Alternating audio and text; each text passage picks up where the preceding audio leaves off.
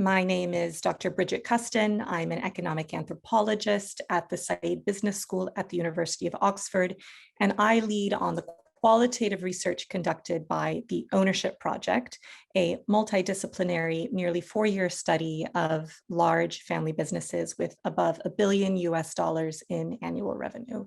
Now, as an anthropologist, my purpose is not to critique business from the sidelines, point out where something they say might be false, but rather to understand the logics that are true for the people who exist in this world day to day. Now, at first, I was concerned that large family business owners would not appreciate being treated as anthropological subjects of inquiry. But as I used the classic methods of participant observation, something very different happened. These family members were often grateful that they were being treated anthropologically, so to speak, because they understood the complexity of living in their families. They understood the complexity of stewarding these large businesses that usually have an extremely public profile. It's a very unique position, and most welcome the opportunity to reflect on it with myself and with other researchers from the Said Business School. So as a consequence of the anthropological study, I produced what's called the Toolkit for Responsible Ownership.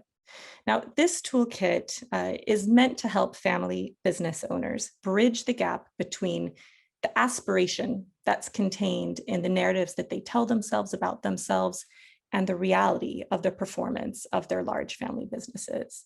The toolkit arose out of me observing that these large family businesses fairly consistently have 7 narratives that they use to explain themselves, to their families, and to society at large.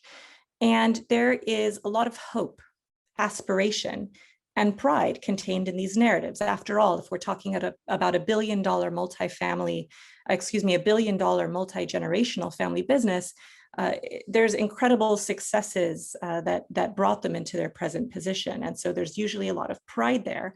What there isn't is a transparent and often honest accounting of what's happened in the last fiscal year. There's a way in which pride in legacy, often rightful pride, can take the way in pride in present day accomplishments.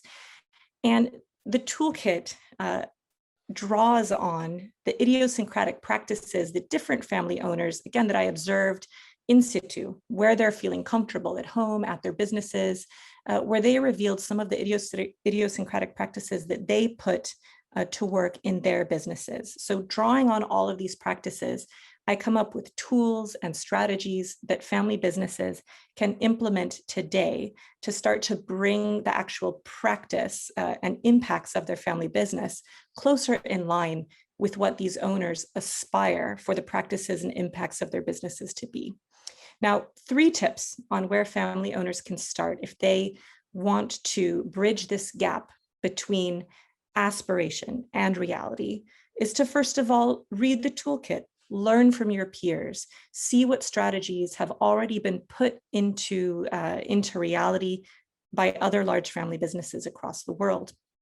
Second, adopt an apex level strategy to implement purpose, responsibility, sustainability, ESG, whatever resonates most for you, your family, and your company.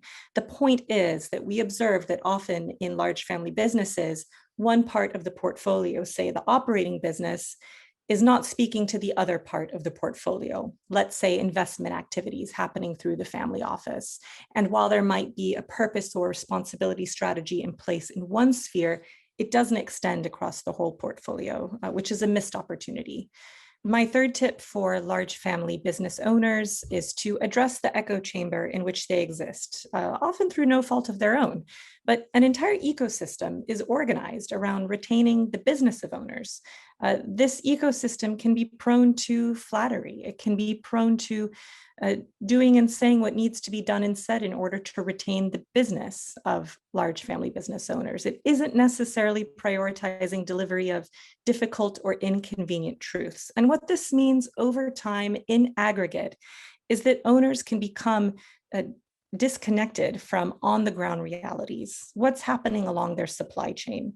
What individuals really think and feel about their businesses in the communities that are directly impacted by their businesses, say where they have a manufacturing or distribution footprint.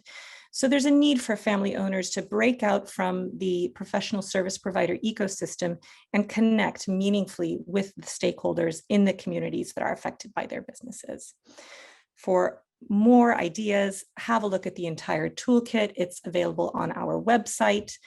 Sign up to the Ownership Project mailing list or follow us on LinkedIn for ongoing updates as our research gets continually released. And thanks so much for listening.